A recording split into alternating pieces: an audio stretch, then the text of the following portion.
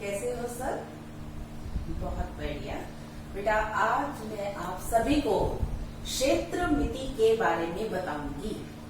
क्षेत्र मिति यानी कि क्षेत्र की मिति, किसी क्षेत्र को नापना, उसका परिमाप ज्ञात करना, उसका क्षेत्रफल ज्ञात करना, ये सब क्षेत्र मिति के अंतर्गत आता है।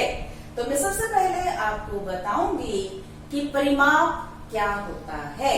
बेटा, परिमाप वो माप है जो किसी बंद आकृति के चारों ओर चलते हुए नापा जाता है, उसको हम परिमाप कहते हैं। जैसे मेरे पास ये त्रिभुज है A B C। मान लेती हूं मैं इसकी प्रत्येक भुजा 3 सेंटीमीटर है। तो यदि मैं आपसे कहूं कि इस त्रिभुज का परिमाप क्या होगा, तो आप कैसे कहेंगे मुझे? त्रिभुज का परिमाप बराबर 3 जमा 3 जमा 3 9 सेंटीमीटर। इस तरह किसी भी आकृति का हम परिमाप निकाल सकते हैं। तो कहने का तात्पर्य ये है कि उस आकृति में जितनी भी भुजाएं होंगी उन सब के नापों को हम जोड़ लेंगे। तो परिमाप मतलब चारों ओर का माप। आपको समझ में आया बेटा? इसी तरह से मान लीजिए मेरे पास एक आयत है A B C और D। इसकी 2 भुजाएं 5 सेंटीमीटर और 2 भुजाएं 4-4 सेंटीमीटर हैं। यदि आप मुझसे पूछें कि इसका परिमाप क्या होगा, तो बेटा मैं क्या करूंगी? मैं सबको जोड़ लूंगी। तो क्या बनेगा मेरे पास? आयत का परिमाप बराबर 5 जमा 4 जमा 5 जमा 4 कितना हुआ? 18 सेंटीमीटर। तो बेटा कई बार क्या होता है, एक आकृति में बहुत सारी भुजाएं होती हैं जिनको कि जोड़ना संभव नहीं रहता। तो उसके लिए हम क्या कर लेते हैं? हम फॉर्मूला तैयार कर लेते हैं। जैसे मैंने अभी आपको जो त्रिभुज बना के दिखाया था, इसमें प्रत्येक भुजा 3 सेंटीमीटर लंबी है। इसका मतलब ये समबाहु त्रिभुज है। समबाहु त्रिभुज का मतलब तीनों भुजाएं बराबर हैं। तो समबाहु त्रिभुज का परिमाप 3 जमा 3 जमा 3 9। तो मैं इसको ऐसे भी लिख सकती हूँ 3 गुना 3, यानी कि 3 भुजाएं हैं और प्रत्येक भुजा कितनी है? 3 सेंटीमीटर। तो इसका मतलब ये है कि समबाहु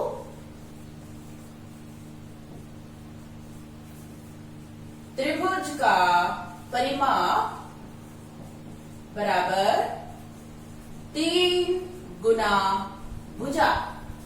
इसी तरह से मेरे पास ये आयत है। आयत में हमें पता है क्या विशेषता है कि आमने सामने की भुजाएं समान होती हैं। तो मैं आयत का भी यहाँ पे फॉर्मूला लगा सकती हूँ। आयत का क्षेत्र परिमाप, आयत का परिमाप बराबर 2 गुना लंबाई जमा चौड़ाई। आपको बात समझ में आई? क्या बन जाएगा? 2 गुना लंबाई कितनी है? 5 और चौड़ाई 4। 2 गुना 9 कितना हुआ? 18 सेंटीमीटर। वही जो मैंने चारों भुजाओं को जोड़ के निकाला था, उसको हमने परिमाप बोला। ये भी हमारा परिमाप है। तो बेटा इसी तरह से हर आकृति का परिमाप निकालने के लिए हमारे पास एक फॉर्मूला आ जाता है। और मान लीजिए कोई आकृति ऐसी है जिसका कोई भी गुण नहीं है जिसमें, तो उसमें परिमाप हम कैसे निकालेंगे? उसकी सारी भुजाओं को जोड़ देंगे। सम पंचभुज का परिमाप 5 गुना भुजा, सम षटभुज का परिमाप 6 गुना भुजा। जितनी भुजाएं हैं वो सारी सम है, सम का मतलब बराबर है, और जितना उसका नाप है उसी से उसको गुना कर देंगे। अब वर्ग का परिमाप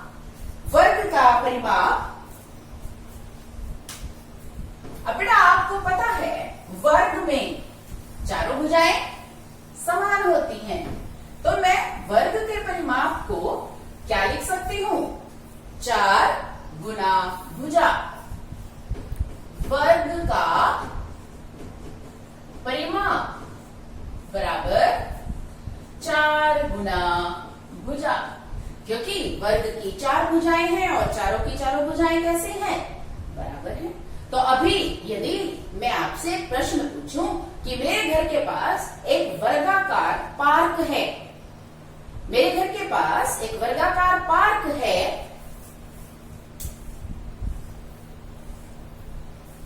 जिसकी प्रत्येक साइड 100 मीटर है, तो 100 मीटर, ये भी 100 मीटर और ये भी 100 मीटर और ये भी 100 मीटर। इस वर्गाकार पार्क का नाम है मयूर पार्क। तो मुझे बताएंगे आप इस मयूर पार्क का परिमाप क्या होगा? वही 4 गुना भुजा। तो मैं क्या लिखूंगी?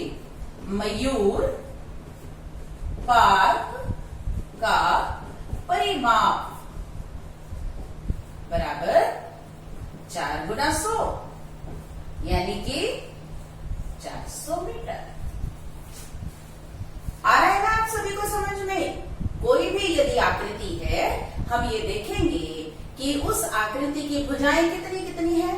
अगर वह आकृति किसी विशेषता में है तो हम उसका सूत्र लगा देंगे, और यदि उस पर कोई भी गुण लागू नहीं हो रहा है तो हम उसकी सभी भुजाओं को जोड़ देंगे। अब मान लीजिए मैं आपसे एक और प्रश्न करती हूं कि मान लीजिए एक आकृति ऐसी है, A B C D E F, ठीक है? ये 2 सेंटीमीटर है, ये 3 सेंटीमीटर, ये भी 3 सेंटीमीटर, ये भी 3 सेंटीमीटर, ये 4 सेंटीमीटर और ये 2 सेंटीमीटर। अब आप देख रहे हैं कि ये जो आकृति मैंने बनाई है ये किसी भी विशेषता को नहीं दर्शा रही है। अब इसका परिमाप हम कैसे निकालेंगे? सभी भुजाओं को जोड़ देंगे। तो हम क्या लिखेंगे? आकृति A B C D E F का परिमाप, जोड़िए इनको, 2 जमा 3 जमा 3 जमा 3 जमा 4 जमा 2, जोड़ेंगे 2 जमा 3 5, 5 जमा 3 8, 8 जमा 3 11, 11 जमा 4 15, 15 जमा 2 17। तो अब यहां से हम क्या निष्कर्ष निकालते हैं कि किसी भी आकृति का परिमाप निकालना कैसा है? संभव है। और कई बार क्या होता है, हम उसके टुकड़े बनाकर भी परिमाप A B C D E F का परिमाप, देखो किसके बराबर होगा बेटा? ये हमारे पास 8 सेंटीमीटर है, लेकिन इसमें ये 2 सेंटीमीटर का गेट कट जाएगा, तो मैंने इसको लिखा ए बी माइनस 2, उसके बाद बी सी, उसके बाद सी डी, उसके बाद डी ई और उसके बाद ई एफ और उसके बाद एफ ए या ए एफ। अब आप कहेंगे ये बीच वाली, बेटा ये वाली तो हमें इसलिए नहीं लेनी क्योंकि ये परिमाप में शामिल नहीं है। परिमाप का मतलब क्या है? चारों ओर का माप। चारों ओर का मतलब कि जो उसकी बाहर 4 दीवारी है उसको हम परिमाप कहते हैं। बात समझ में आ रही है आपको? अब मैं इसके सारे नाप लिखूंगी। 8 माइनस 2 जमा BC 5 जमा CD 5 जमा DE 4 जमा EF 4 जमा FA 6। तो ये मेरे पास बन गया 8 माइनस 2 6 जमा 5 जमा 5 जमा 4 जमा 4 जमा 6। अब मैं इसको जोड़ूंगी, 6 और 5 11, 11 और 5 16, 16 और 4 20, 20 और 4 24 और 6 30।